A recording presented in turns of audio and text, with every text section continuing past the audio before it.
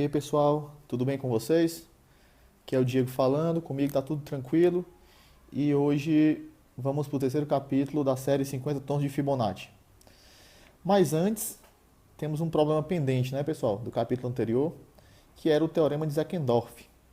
O teorema dizia que se você tem um número natural, então esse número é soma de números de Fibonacci, onde os coeficientes desses números de Fibonacci não são consecutivos. Então, vamos tentar resolver esse problema aí agora. Ok, então começamos com demonstração. E esse resultado, pessoal, é feito por indução. E o mais interessante é essa história dos coeficientes serem não consecutivos. Mas a gente vai entender por quê. Então eu vou fazer aqui mais um esboço da demonstração do que mesmo a demonstração de fato, porque eu acho que é mais intuitivo o que eu quero falar. A demonstração é feita por indução, certo? Demonstração por indução. Ok? Então, se o n é igual a 1, claramente o n vai ser igual a f de 1. Ok? Ah, Diego, mas isso aqui não é soma de números de Fibonacci. É soma de um número de Fibonacci, né? Esse A1 até AK, o K pode ser 1. Né? O número pode ser o próprio número de Fibonacci. Então, o caso base, caso n igual a 1, ok. Então, vamos supor, então, hipótese de indução. Suponha que o resultado vale para n. Então, supõe que vale para n. E eu quero provar que vale para n mais 1. Então, suponha que n é f de A1 mais até f de AK. E eu quero provar, pessoal, que o n mais 1 também tem essa propriedade. Logo, quem é o n mais 1? O n mais 1 eu posso escrever como 1 mais f de A1 mais até f de AK. Observa, pessoal, que o 1 já é número de Fibonacci, certo? O 1, ele é f de 1. Então, esse aqui eu fiquei com soma de números de Fibonacci. Daqui a gente já podia resolver, mas tem que ter um cuidado, pessoal. Qual o cuidado? Os índices dos números de Fibonacci, os índices têm que ser não consecutivos. Então, o A1 podia ser 1. Se o A1 for 1, a gente podia colocar aqui 2, certo? Para ficar diferente. Por quê? Porque o f de 1 e o f de 2 são iguais a 1. Então, olha só. Se o A1 é maior que 2, acabou. Porque aqui é a soma de números de Fibonacci, esses aqui já não são consecutivos, e o 1 e o A1 não são se o A1 for maior que 2. E o que acontece se o A1... Então, se o A1 for maior que 2, ok.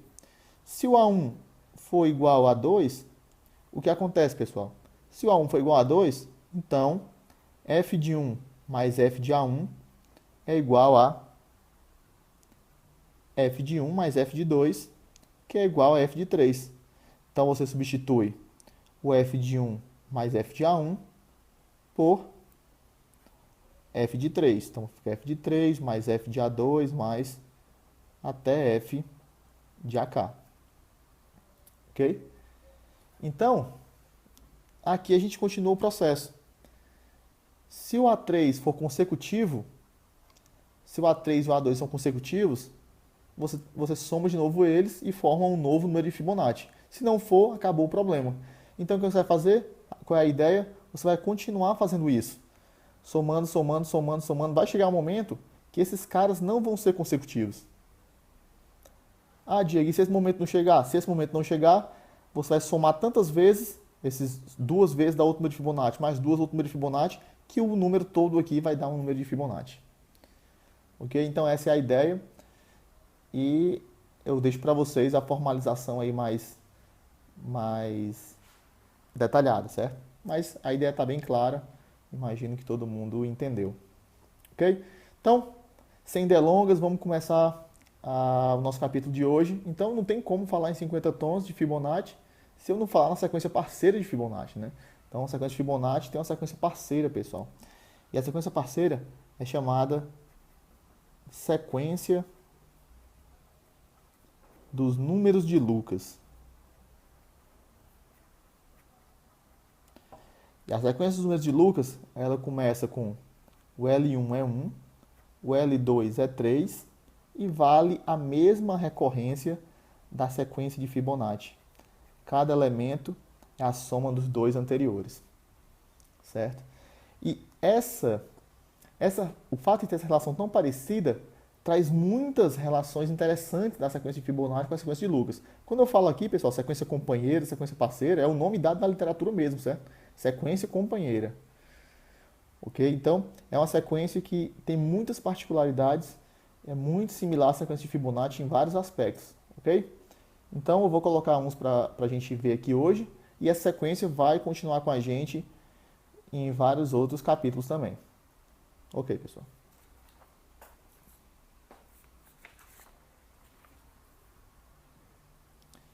Então, vamos começar com algumas propriedades, certo? Então, como eu falei, tem uma definição, tem que ter propriedades. Então, as propriedades da sequência de Lucas.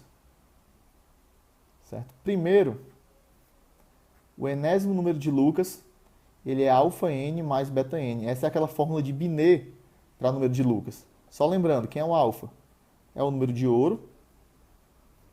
E o beta é 1 menos raiz de 5 sobre 2, que a gente chama de conjugado do número, certo? Essa é a primeira relação. A segunda relação diz que o número de Lucas, o enésimo número de Lucas, nada mais é do que a soma do n menos 1 ésimo de Fibonacci mais a soma do n mais 1 ésimo. Olha isso que interessante. Terceiro é uma fórmula de duplicação, que diz o seguinte: se eu pego f de um índice par, 2n, isso nada mais é do que fn vezes ln.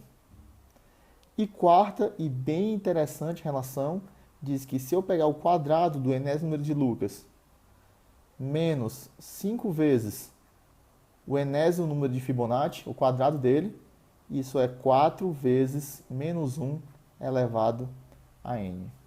Ok, pessoal? Então essas relações aí são bem interessantes e mostram que, de fato, as sequências estão muito relacionadas.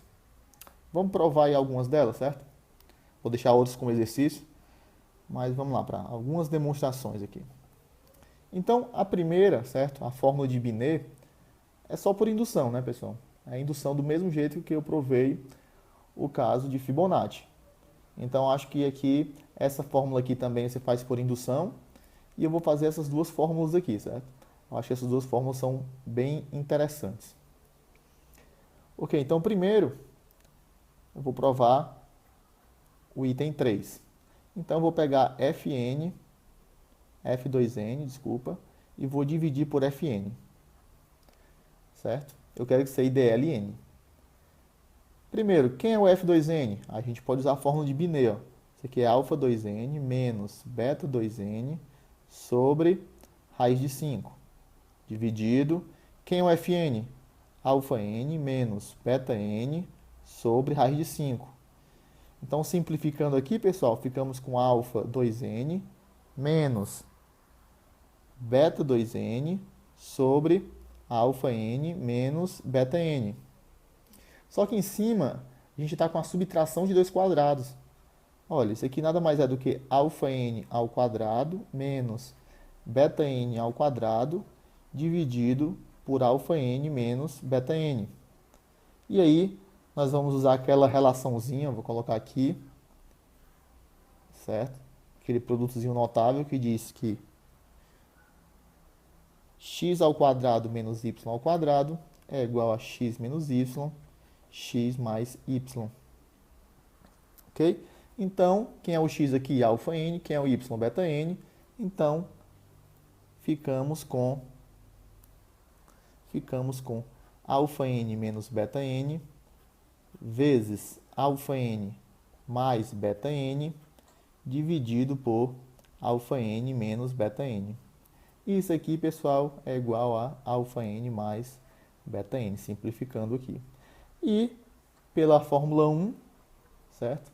Isso aqui é igual a ln, que era o que a gente queria provar, né? F2n sobre Fn é igual a ln. Logo, F2n é igual a Fn vezes ln. Ok? Vamos para a quarta propriedade, certo? Que diz que o quadrado de um número de Lucas menos 5 vezes o quadrado de um Fibonacci, com o mesmo índice, é mais ou menos 4, né? 4 vezes menos 1 elevado ao índice. Então, a prova disso aqui, pessoal, é usando a fórmula de Binet. Então, vamos lá. Ln quadrado menos 5Fn quadrado. Quanto é que dá isso aí? Olha, isso aqui é alfa n mais beta n, substituindo a fórmula de Binet. Ao quadrado, menos 5 vezes alfa n menos beta n sobre raiz de 5 ao quadrado. Observe, pessoal, que esse 5 aqui é exatamente para cancelar com o quadrado do raiz de 5, que é igual a 5, né? Então, vou expandir isso aqui. Isso aqui é alfa 2n mais 2 alfa beta n mais beta 2n menos esse 5 cancela com esse raiz 5 ao quadrado, e eu fico com alfa 2n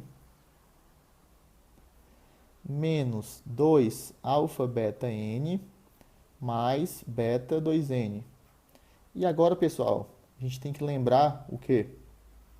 Temos que lembrar aqui, ó, vou colocar nessa caixinha aqui, que alfa vezes beta é igual a menos 1. A gente já usou isso aqui outras vezes, certo? Então, o que acontece? Esse alfa 2n cancela com esse alfa 2n. Esse cara cancela com esse, que aqui tem um menos.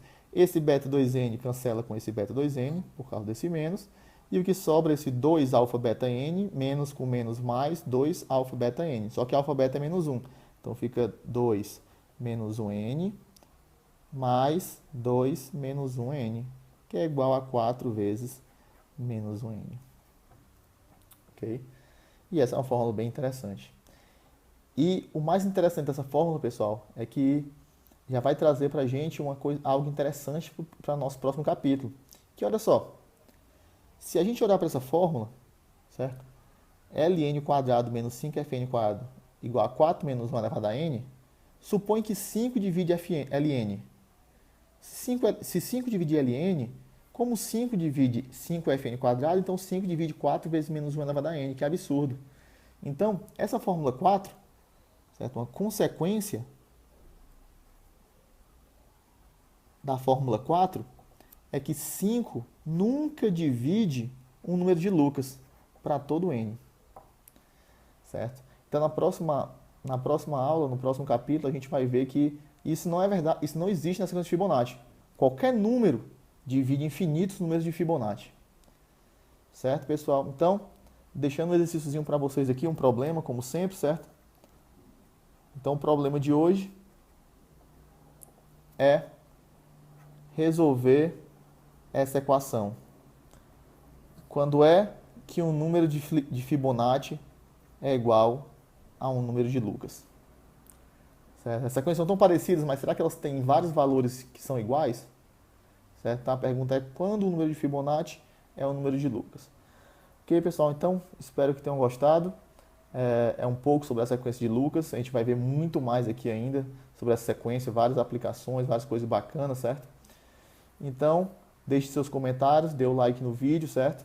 E, por favor, compartilhem os vídeos, certo? Para aquele amigo lá que gosta de números de Fibonacci, certo? Então, abraço a todos e valeu!